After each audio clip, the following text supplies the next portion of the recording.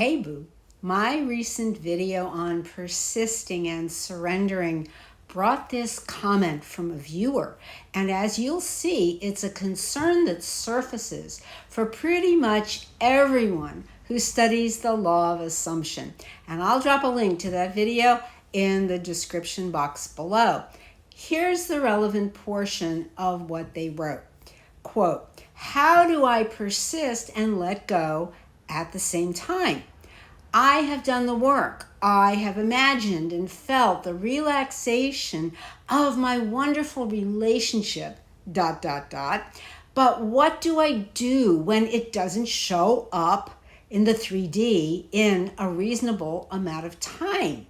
That's where my mind starts taking control in a negative way and gets me off track. Maybe you can help me with this understanding." And they put the heart emoji. "Thank you," end quote. First, here's my question. What is a reasonable amount of time?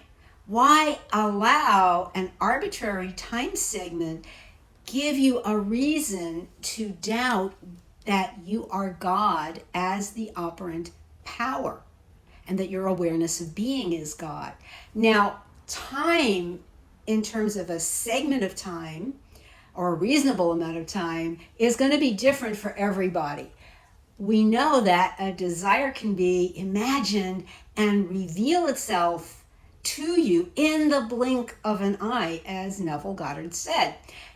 And Neville also said, "You are already that which you wish to be. And your refusal to believe it is the only reason you do not see it."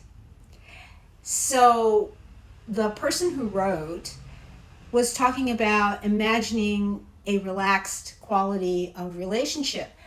The question is, were they imagining being the center of that relationship? Because it's one thing to imagine a relationship in terms of the other person in it, the SP you want to bring into it.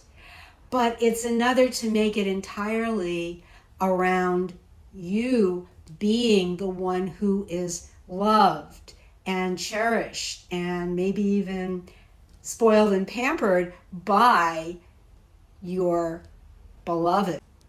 Also consider that time is an artificial construct that simply organizes things in relation to each other.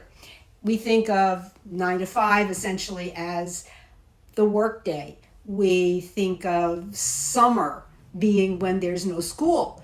And then in the US and other countries, time gets totally reshuffled when it's daylight saving time. And we know because we're complaining about losing an hour, or in some countries, I think like Australia, even 2 hours of sleep. So it's an external, it's an illusion, it's something that's played with. You, however, are beyond time. So the amount of time that your head says something should come to you is really overthinking and trying to control a desired outcome. All the evidence that is needed is I am. I am all the evidence I need. When your 3D looks bleak, it looks empty, as the operant power, you are whole and complete. Everything is already in you. There is no lack in God. If you are feeling insecure, however, if you're doubting or in any way lacking faith or feeling anxious about it because of expecting it or becoming impatient for it, even the slightest bit, that is actually where you're pushing the fulfillment of your desire further away. It's looking outside yourself. You keep looking outside yourself, but the desired relationship won't be able to stay relaxed. instead of tightening your grip, micromanaging, or hovering like a drone. Colossians 1:15 tells us that Christ is the visible image of the invisible God, the firstborn over all creation. Christ is your divine imagination.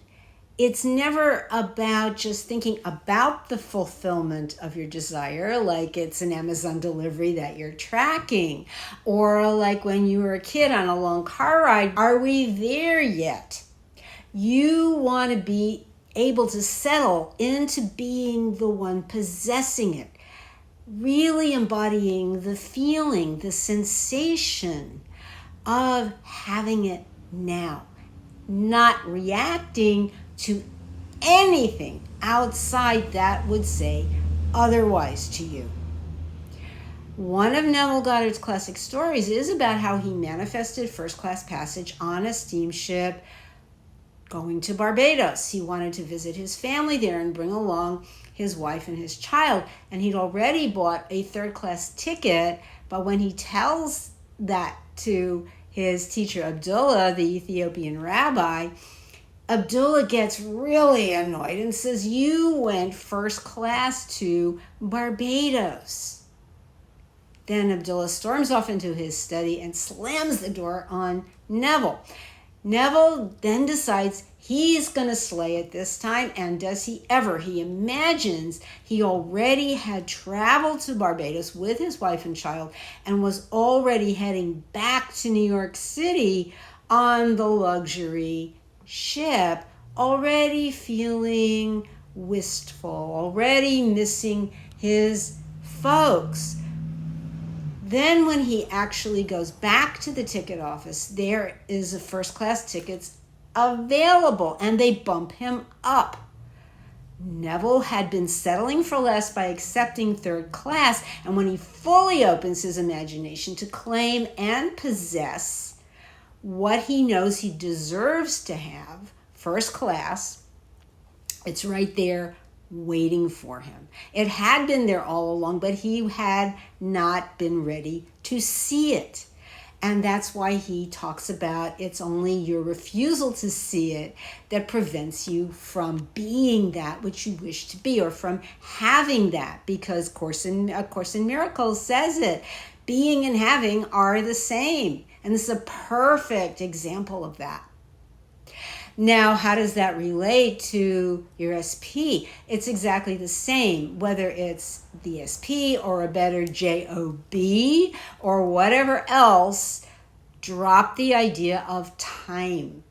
That's the ultimate time management, is dropping the notion of time being an issue in the arrival of your desire. The only way, the highest and the most empowered and the most blessed way, is in giving yourself more love and recognizing that underlying feeling of being loved and being loved is what makes your desire a reality. And this is what recharges your battery and makes you the unstoppable Energizer Bunny of manifesting. This is what moves mountains. Love you, boo. See you next time.